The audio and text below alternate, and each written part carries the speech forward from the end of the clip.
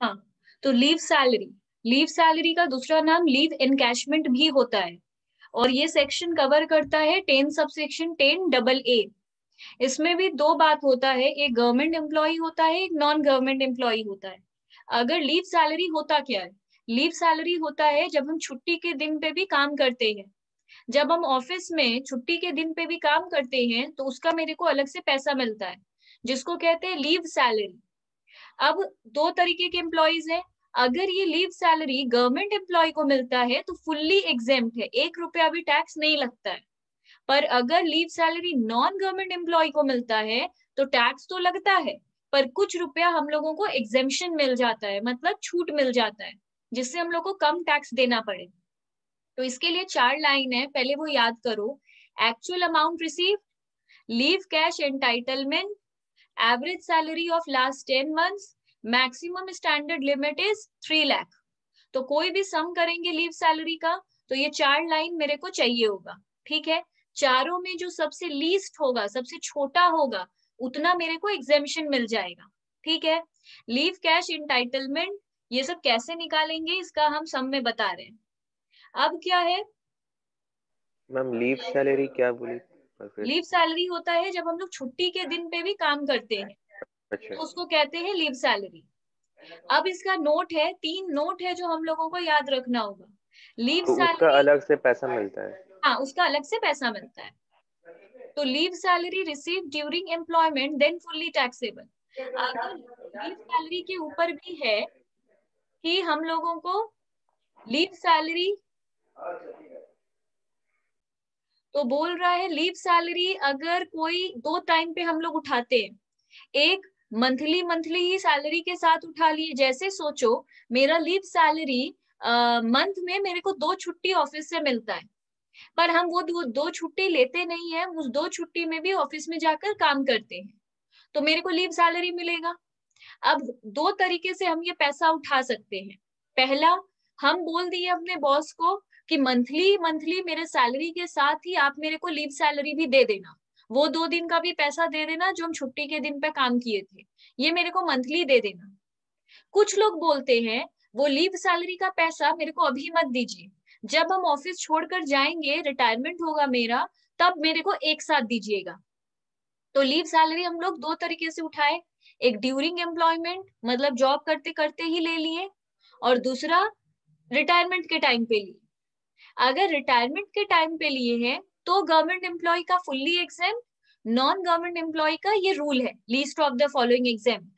पर अगर एम्प्लॉयमेंट के टाइम पे उठा लिए हैं, मतलब मंथली मंथली जॉब करते करते ही उठा लेते हैं, तब लीव सैलरी फुल्ली टैक्सेबल हो जाएगा, वो गवर्नमेंट एम्प्लॉय हो या नॉन गवर्नमेंट एम्प्लॉय हो।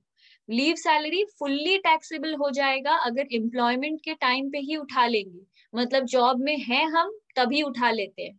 यहाँ पे सैलरी का मतलब क्या है, basic salary plus DA terms of employment plus commission fixed percentage of turnover. Maximum leave does not exceed 30 days per annum. सोचो मेरा, हम जिस ऑफिस में काम करते हैं उसमें महीने का 2 छुट्टी देता है, तो साल का कितना छुट्टी हुआ, 24 दिन। तो 24 दिन को कंसिडर करेंगे। पर अगर तुम ऑफिस में काम करते हो और तुमको महीने में 3 दिन छुट्टी मिलता है, तो साल का कितना हुआ, 36 छुट्टी। फिर भी कितना पकड़ेंगे, 30 डेज। छुट्टी रियल में कितना मिलता है उससे मतलब नहीं है, टैक्स कितना कंसीडर करेगा, मैक्सिमम 30 डेज, उससे ज्यादा छुट्टी टैक्स परमिट नहीं करता है। अब हम लोग को क्या बोल रहा है इलस्ट्रेशन 5 में, mister Gupta retired on 1/12/20 after 20 years 10 months of service. ये 1 दिसंबर 2020 में रिटायर हुआ है, 20 साल 10 महीना काम करने के बाद, और रिसीव किया है लीव सैलरी 5 लाख रुपया, रिटायरमेंट के टाइम पे रिसीव किया है। और बेसिक सैलरी था इसका 5,000 per month. 1000 was increase with effect from, WEF मतलब विथ इफेक्ट फ्रॉम 1/4/20। डीए है इसका 3,000 पर मंथ, पर रिटायरमेंट बेनिफिट है सिर्फ 60% का। कमीशन है 500 पर मंथ, बोनस है 1000 per month, leave availed during the service. ये कुछ छुट्टी का पैसा, ये देखो अब पूरा लाइफ में इसको बहुत छुट्टी मिला होगा, एक साल ही was entitled to 30 days leave every year, इसको एक साल में 30 days लीव मिलता था, तो ये बहुत साल काम किया है। तो अगर एक साल में इसको 30 दिन का छुट्टी मिला है, तो ये तो 20 साल 10 महीना काम किया है, तो इसको बहुत छुट्टी मिला होगा। उसमें से लीव अवेल मतलब असली में छुट्टी लिया कितना था, 480 दिन का, तो बाकी छुट्टी के दिन पे ये काम किया होगा। लीव अवेल करना मतलब लीव लेना, मतलब छुट्टी मिला, हम छुट्टी लिए भी, पर बाकी दिन हम काम किए। तो बोल रहा है 2 बार आंसर निकालो, अगर ये गवर्नमेंट एम्प्लॉय है तो क्या आंसर होगा, अगर ये नॉन गवर्नमेंट एम्प्लॉय है तो क्या आंसर होगा। तो पहले हम लोग लिख लेंगे इलस्ट्रेशन 5।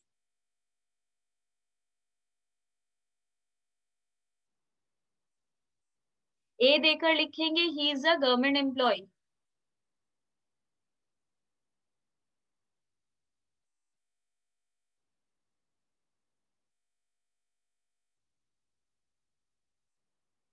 तो लिखेंगे लीव सैलरी रिसीव,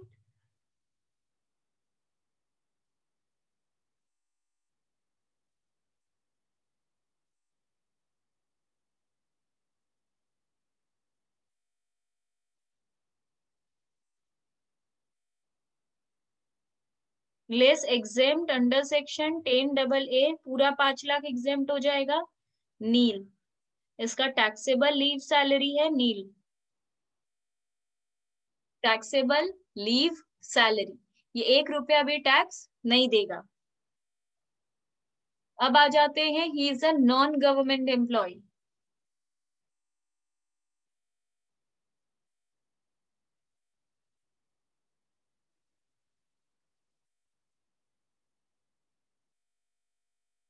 इसका भी लिखेंगे लीव सैलरी रिसीव,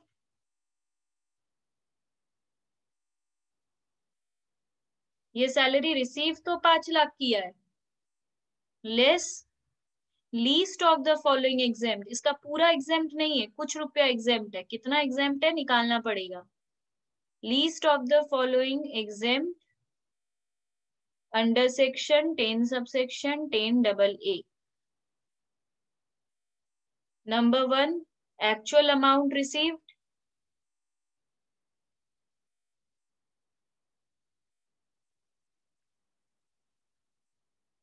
एक्चुअली तो 5 लाख रिसीव किया, जो एक्चुअली में रिसीव किया वही लिख देंगे 5 लाख। नंबर 2 में क्या था, नंबर 2 में था हम लोगों का leave cash entitlement, leave cash entitlement, but अभी ये निकलेगा कैसे, leave in cash, leave in cash, leave cash entitlement निकलता कैसे है, एवरेज सैलरी डिवाइडेड बाय 30 करते हैं हम लोग बेसिकली, ठीक है।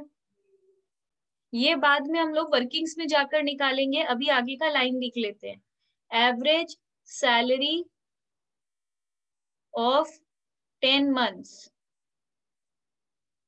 ये भी हम लोग वर्किंग्स में निकाल लेंगे। Number 4 maximum limit, maximum limit हम लोग को पता है 3 लाख। अब लीव कैश एंटाइटलमेंट निकालना पड़ेगा, तो लिखेंगे वर्किंग्स। पहला वर्किंग्स है calculation of leave cash entitlement, इसको कैसे करते हैं, सबसे पहले हम लोग को निकालना पड़ता है लीव ड्यू, हम ये सब का फॉर्मूला कॉपी में ही दिए हैं। तो पहले लिखेंगे leave due equal to leave allowed minus leave taken. तो पहले निकालना पड़ेगा leave due equal to leave allowed minus leave taken.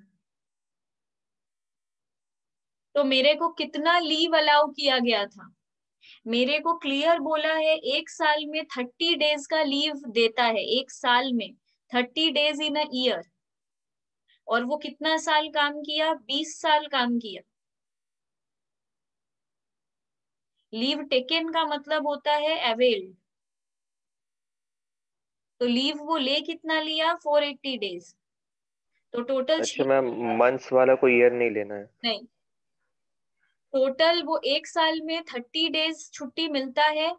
वो 20 साल काम किया तो टोटल 600 दिन छुट्टी मिला, जिसमें से वो 480 दिन छुट्टी ले भी लिया, पर 120 दिन वो छुट्टी नहीं लिया। तो इस नहीं छुट्टी नहीं लिया मतलब 120 दिन का उसको सैलरी मिलेगा। अगर वो 120 दिन छुट्टी नहीं लिया मतलब उस दिन पे वो काम किया, अगर वो काम किया तो फिर उसको सैलरी मिलना चाहिए। बट अभी कितना मिलेगा, तो इसका इसका हम फॉर्मूला क्लियरली कॉपी में लिखवाए हैं। Leave cash entitlement, leave cash entitlement equal to average salary divided by 30 into 120।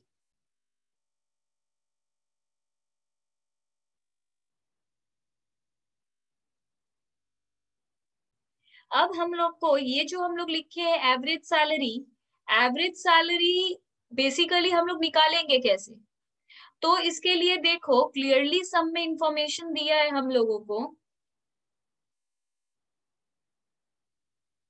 देखो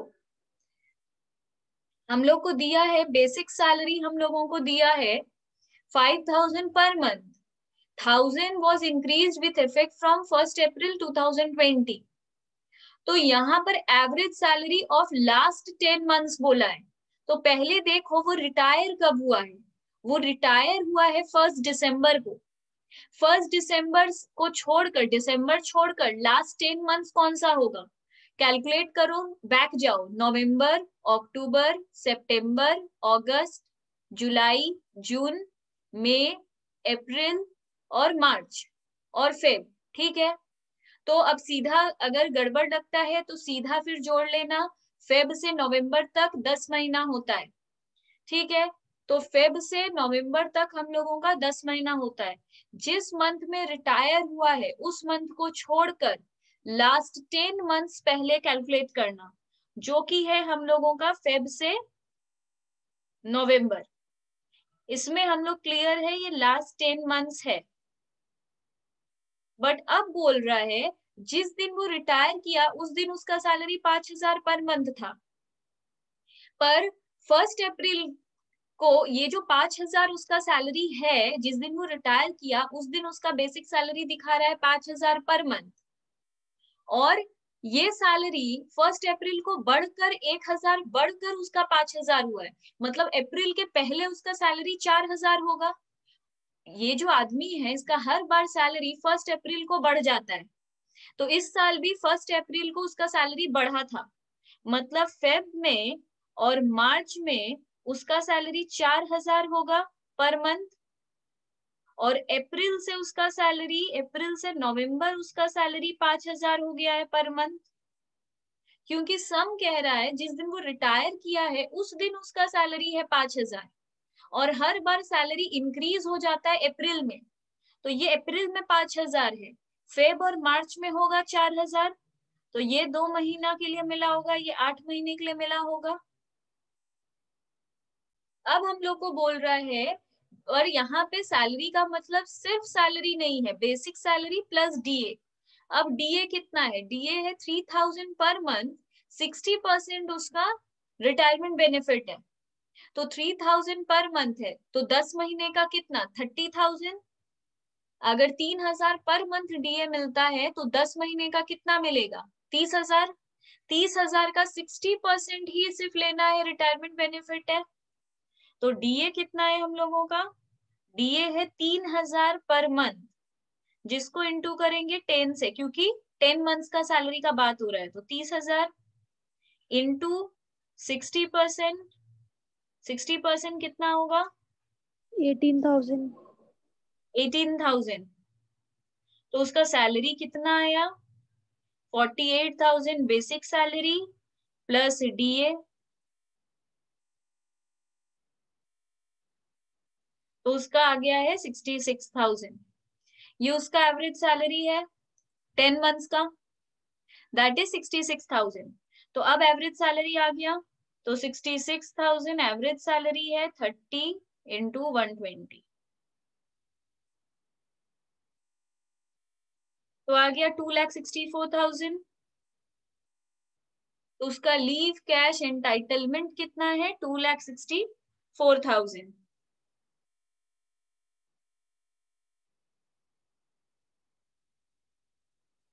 ठीक है, पर अच्छा ये तो पूरा 10 मंथ्स का सैलरी था ना, हम लोगों को सिर्फ चाहिए, अच्छा जो भी, तो यहाँ पे हम लोग लिखेंगे 2,64,000, ये हो गया।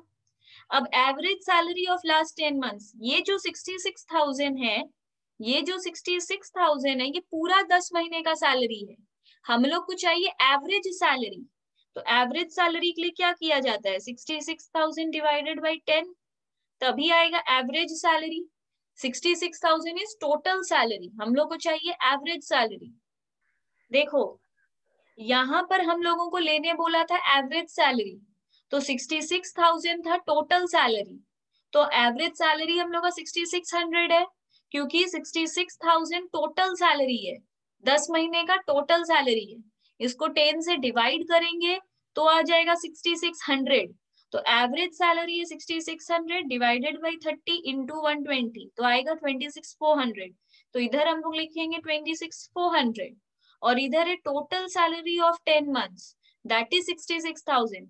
चारों में सबसे लीस्ट कौन सा है, लीस्ट मीन सबसे छोटा, 26,400 सबसे छोटा है, तो 5 लाख हम लोग रिसीव किए थे, इतना एग्जेम्पशन मिल जा रहा है, तो हम लोगों का टैक्सेबल होगा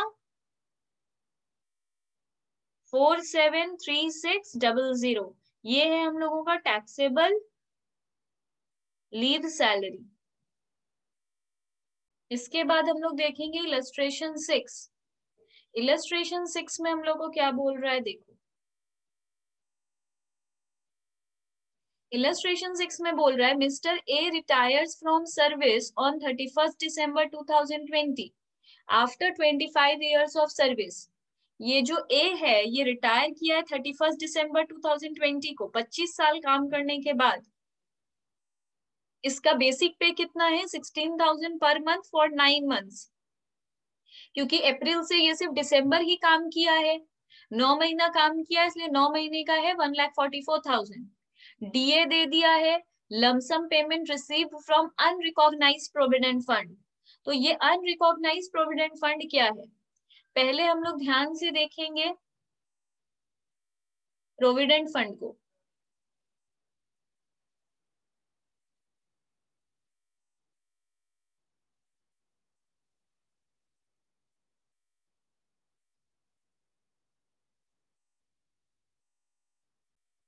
तो प्रोविडेंट फंड में हम लोग को क्या बोल रहा है, प्रोविडेंट फंड में हम लोगों को बोल रहा है, देखो 4 तरीके का प्रोविडेंट फंड होता है। प्रोविडेंट फंड होता क्या है, एम्प्लॉय के सैलरी से कुछ रुपया काट कर एक बॉक्स में डालकर जमा किया जाता है, ये कंपलसरी है सारे कंपनी के ऊपर।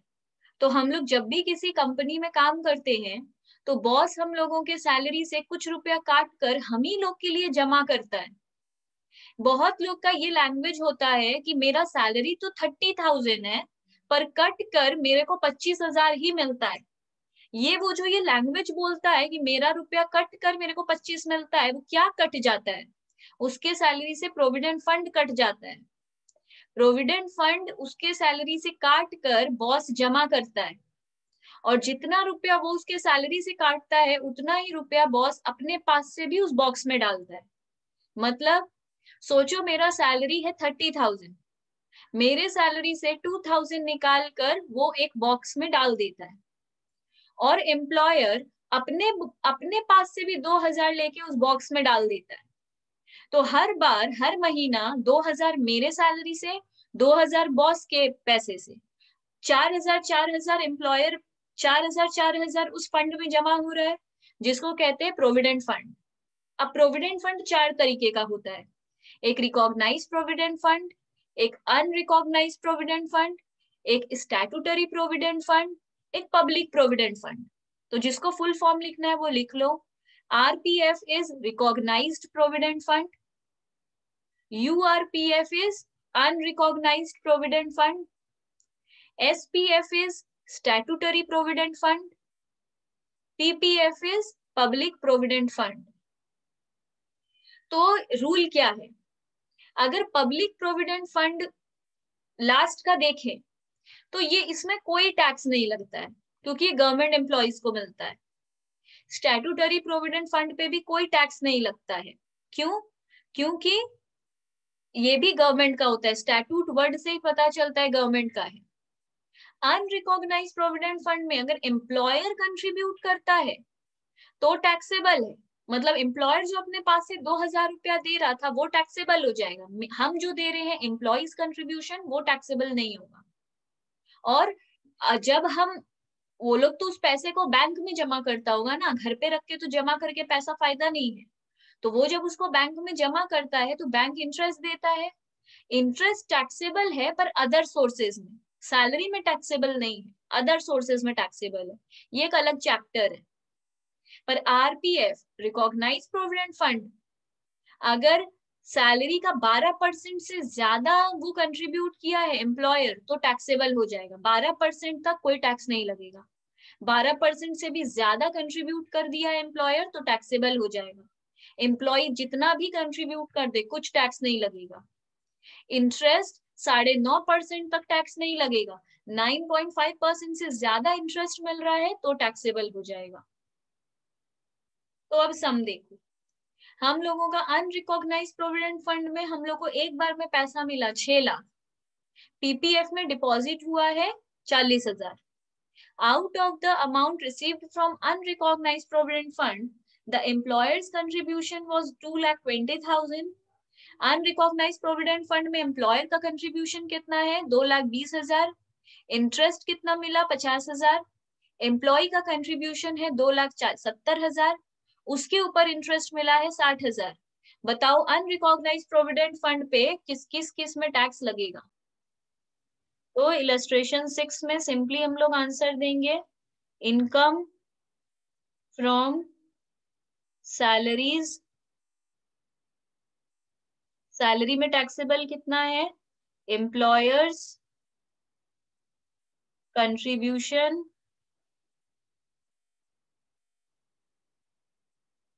Towards unrecognised provident fund 2,20,000 add interest 50,000।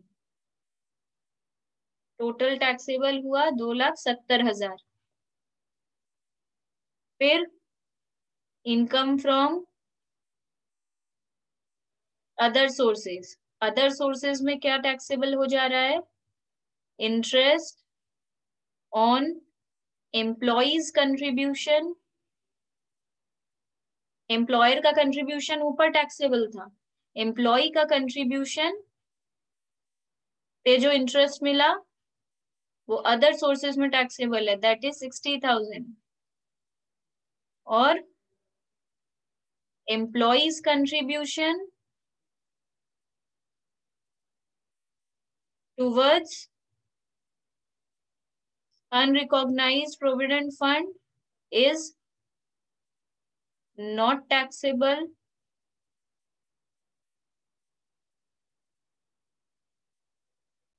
Illustration 8 में हम लोग को दिया है mister B is working in XYZ limited and has given the details of his income for the previous year 2021। You are required to compute his gross salary from the details given below. बोल रहा है ये company में काम करता है और इसका ये सारा इनकम है, तो इसका बोल रहा है ग्रॉस सैलरी कंप्यूट करो, टोटल या इसका कितना टैक्सेबल सैलरी है। तो हम लोग एक एक करके सारे का काम करेंगे। लिखो illustration 8, computation of taxable salary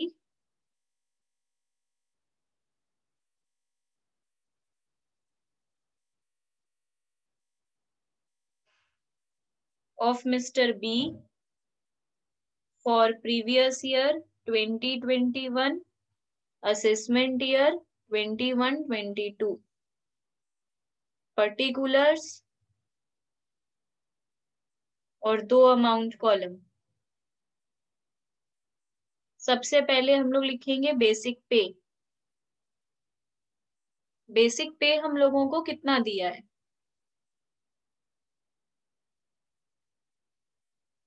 basic पे दिया है 10,000 पर मंथ। तो हम लोग क्लियरली लिखेंगे 10,000 इंटू 12, दैट इज 1,20,000। इसके बाद दिया है डीए। डीए हम लोगों का कितना है? डीए है हम लोगों का 8,000 पर मंथ, मतलब 8,000 इंटू 12, दैट इज 96,000। उसके बाद क्या है हम लोगों का? कमीशन।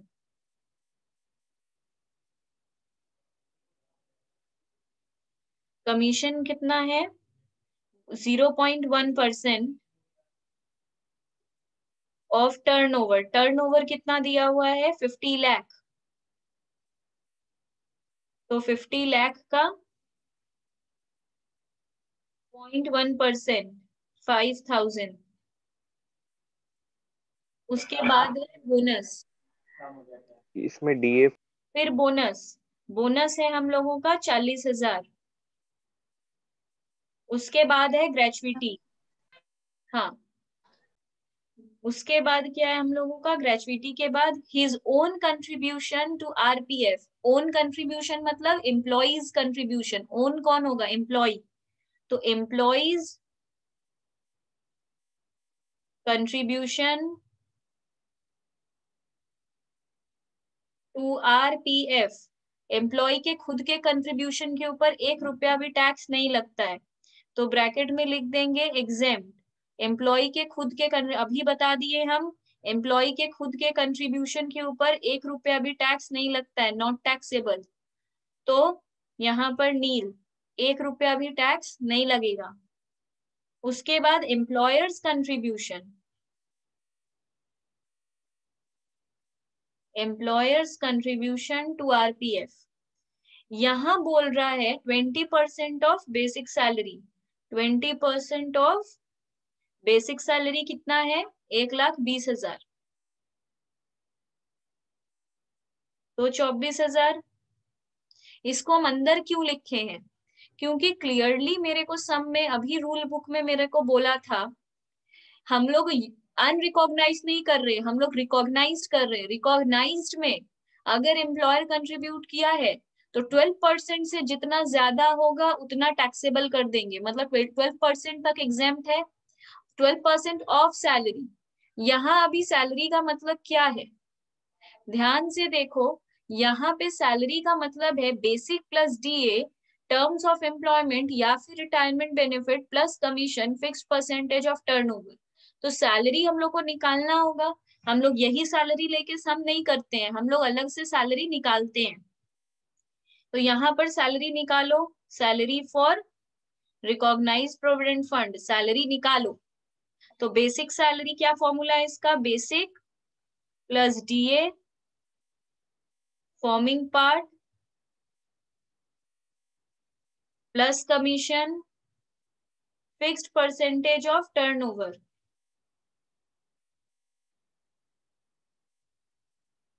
ये फॉर्मूला है। बेसिक कितना है? 1,20,000। डीए बोला है सिर्फ फॉर्मिंग पार्ट लो, फॉर्मिंग पार्ट सिर्फ 50% है, तो 96,000 का सिर्फ 50% लेंगे, दैट इज 48,000। और कमीशन लेंगे फिक्स्ड परसेंटेज ऑफ टर्नओवर, ये परसेंट में ही दिया था इसलिए 5,000 लेंगे। ऐड करके 1,73,000। तो 1,73,000 तो लेस एग्जेम्प्ट, इसमें कितना एग्जेम्प्ट है? 12%। 12% ऑफ सैलरी, सैलरी इज 1,73,000। 20,760, तो हम लोग को 24,000 मिला, इतना एग्जेम्पशन मिल गया, तो सिर्फ 3240 पे ही टैक्स देना पड़ेगा। अब आगे बोल रहा है इंटरेस्ट अक्रूड इन आरपीएफ। आरपीएफ पे अगर कोई इंटरेस्ट ये एग्जाम का सेक्शन, एग्जाम आरपीएफ का सेक्शन इंपॉर्टेंट नहीं है। उसके बाद बोल रहा है इंटरेस्ट का क्या होता है। इंटरेस्ट मेरे को मिला कितना है 13,000, पर एग्जाम कितना हो जाएगा 9.5% पर एनम, मेरा एग्जेम्पशन मिल जाएगा 9.5% का, ठीक है। और मेरे को मिला कितना है 13%, सम में लिखा है कि 13% मेरे को इंटरेस्ट मिला है 13,000, तो एग्जेम्पशन कितना मिलेगा, एग्जेम 9.5% तक का। तो यूनिटरी मेथड करेंगे, अगर 13,000 मेरा 13% है तो 9.5% कितना होगा, अगर 13,000 13% है तो 9.5% कितना होगा 9,500।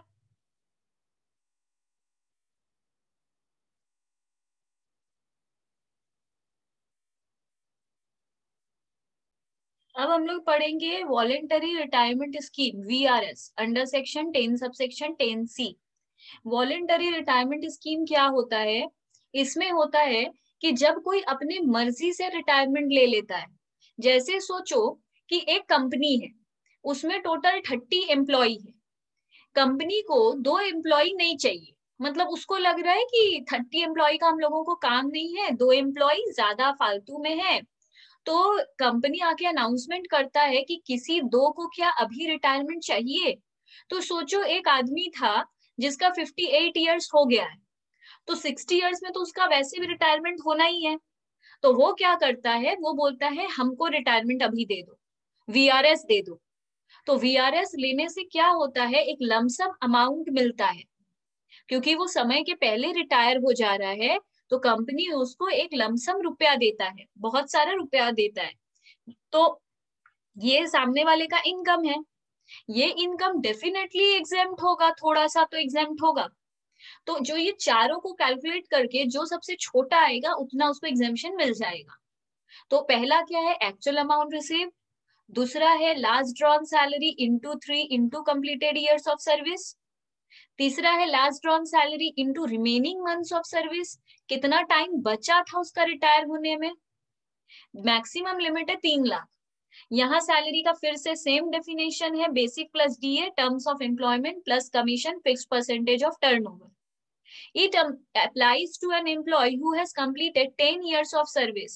ये वीआरएस कौन ले सकता है, जो कम से कम उस कंपनी में 10 साल काम कर चुका है, ये फैसिलिटी उसी के लिए है। ये नहीं कि 2 साल काम किए और बोले हमको रिटायरमेंट लेना है, वैसे नहीं होता है।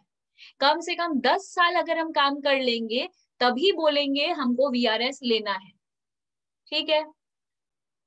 इसके बाद बोल रहा है Mr. Datta received voluntary retirement compensation of 7 lakh after 30 years 4 months of service. Mister Datta VRS ले लिया है, 7 लाख रुपया उसको मिला, वो 30 साल काम किया है। He still has 6 years of service left. उसको 6 साल और वो काम कर सकता था, पर वो अभी ले लिया है, तो कितना साल उसका बचा है रिटायर होने में, 6 साल।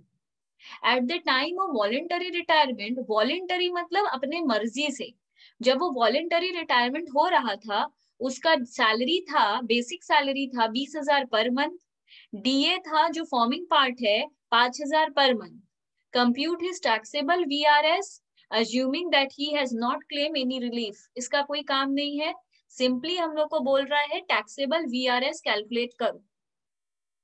तो illustration 9, computation of taxable VRS। Exam में कोई शॉर्ट फॉर्म यूज मत करना, VRS को पूरा लिखना, voluntary retirement scheme.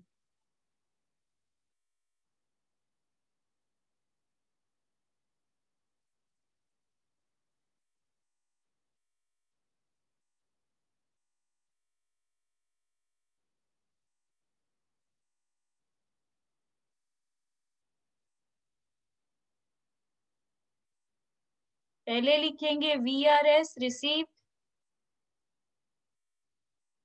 7 lakh less least of the following exam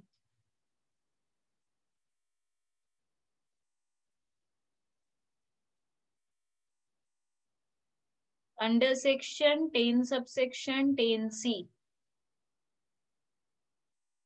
Roman 1 में actual amount receive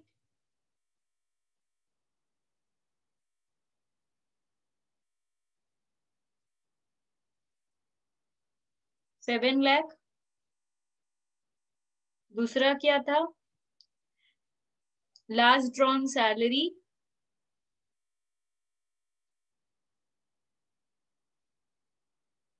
into 3 into number of completed years, number of completed years of service। अब यहाँ सैलरी का मतलब क्या है? सम में क्लियरली हम लोगों को दिया था, सैलरी का मतलब नीचे दे दिया था basic plus DA plus commission fix percentage of turnover. यहाँ क्लियरली सैलरी का मतलब दिया था, तो हम लोगों का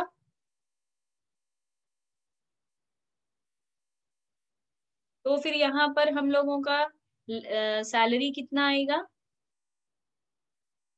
बेसिक है 20,000 पर मंथ, मतलब अच्छा last drawn salary per month का ही होता है, तो इसको इंटू 12 मत करना। लास्ट ड्रॉन सैलरी मतलब जिस मंथ वो रिटायरमेंट लिया उस मंथ उसका सैलरी वो कितना विड्रॉ किया था, कितना निकाला था, तो यहाँ पर मंथ है, इसको इंटू 12 मत करना।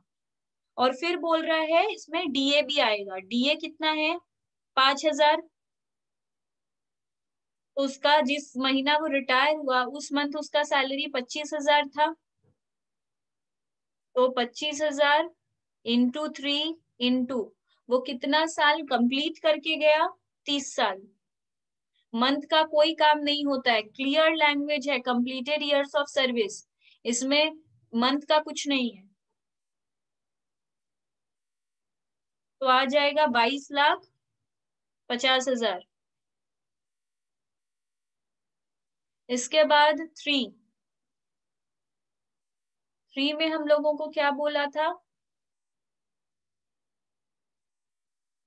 3 में बोला था लास्ट ड्रॉन सैलरी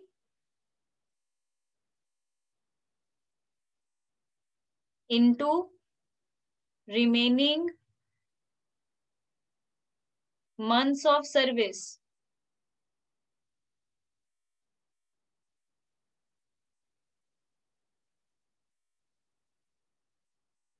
तो लास्ट ड्रॉन सैलरी तो 25,000 ही था, रिमेनिंग मंथ्स ऑफ सर्विस सम में दिया है 6 साल बचा था, तो एक साल में कितना महीना होता है? 12, तो 12 से इंटू कर दिए,